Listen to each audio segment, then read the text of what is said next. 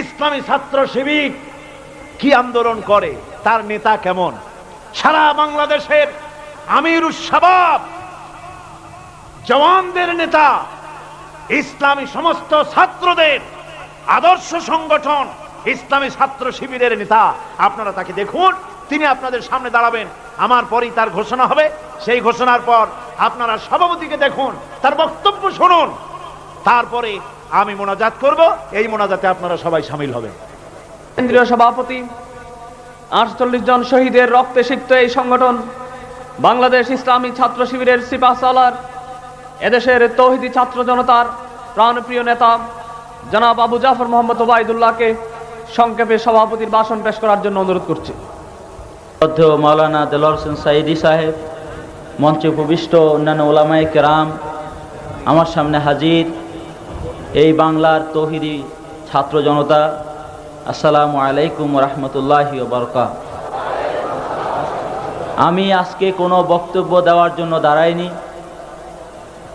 আমি আপনাদের দরবারে একটি আপিল, একটি অনুরোধ, একটি আবেদন রাখার জন্য দাঁড়িয়েছি।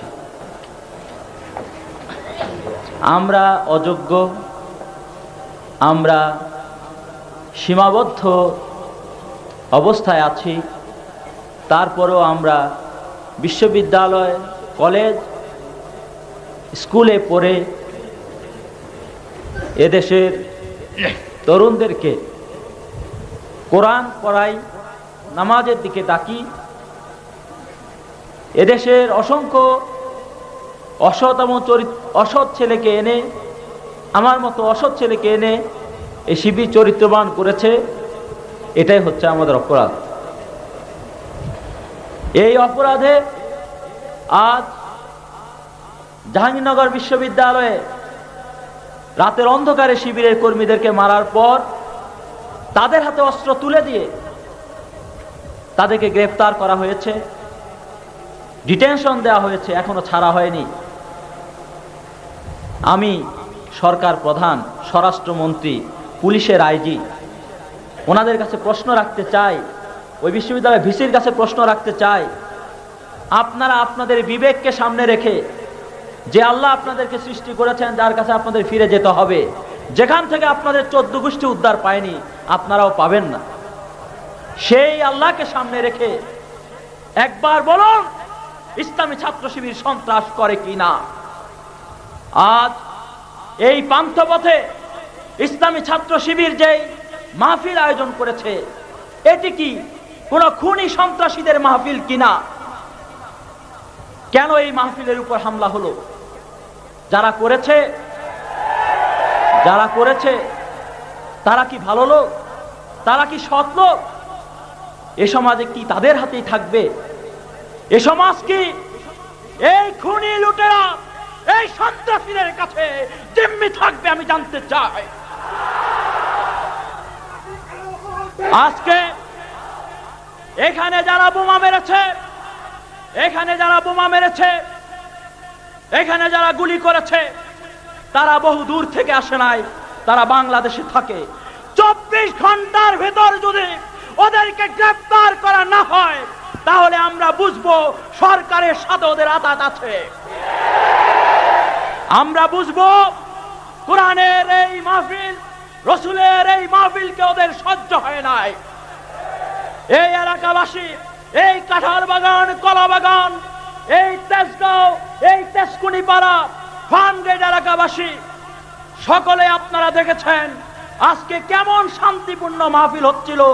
তার উপর যারা এমনি করে বোমা মেরেছে, গুলি করেছে, তারাই সারা দেশে ইসলামী ছাত্র শিবিরের কর্মীদেরকে হত্যা করে, তারপর তারা রটনা করে যে শিবির খুন করে।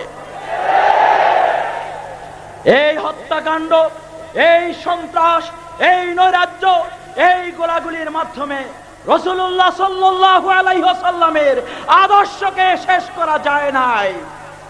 রাসূলুল্লাহ সাল্লাল্লাহু আলাইহি ওয়াসাল্লামের আন্দোলনকে শেষ করা যায় নাই।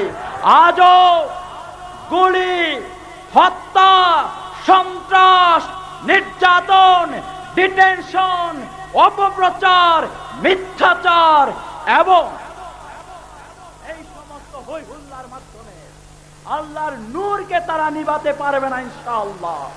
আরে তাদের অপপ্রচার তাদের দিকে বুমেরাং হয়ে যাবে। মুহাম্মদুর রাসূলুল্লাহ সাল্লাল্লাহু আলাইহি সাল্লামের কাছে না যাওয়ার জন্য ওরা বলতো যে যাস না, গেলে ওই লোকটা তোকে এমন এক মন্ত্র শোনাবে তোর আব্বার সাথে তোর সম্পর্ক খারাপ হয়ে যাবে।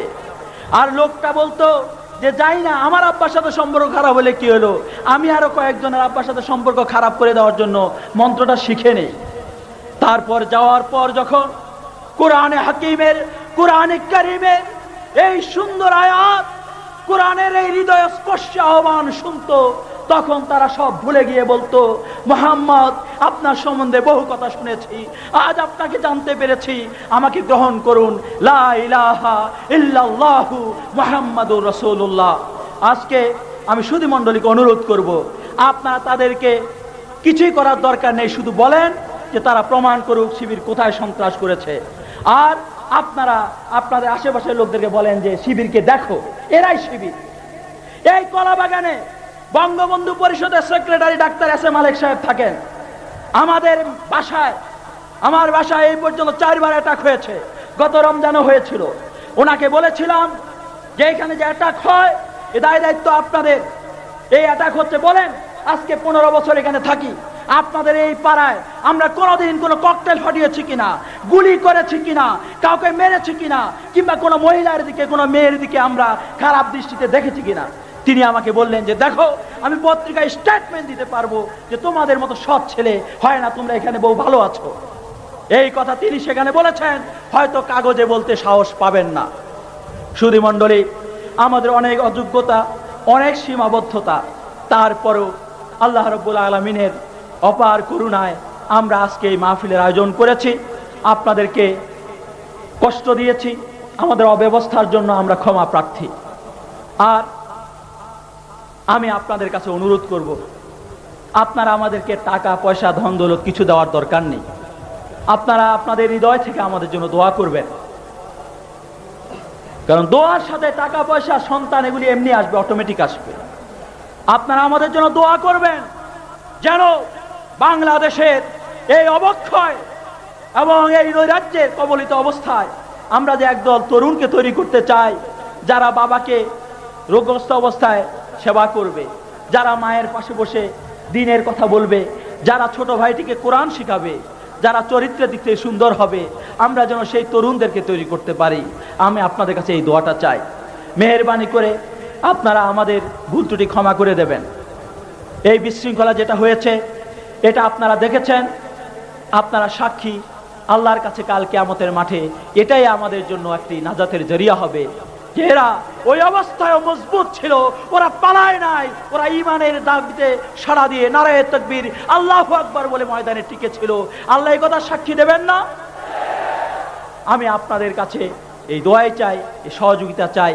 আর আপনারা যাওয়ার সময় সকলে সংঘবদ্ধভাবে জিকিরের সাথে, স্লোগানের সাথে ফিরে যাবেন, যাতে আল্লাহর দিনের দুশমনরা পুনরায় আঘাত করার কোনো দুঃসাহস করতে না পারে।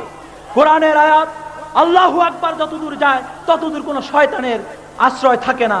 সুতরাং ওরা তো শয়তানের ছোট, ওদের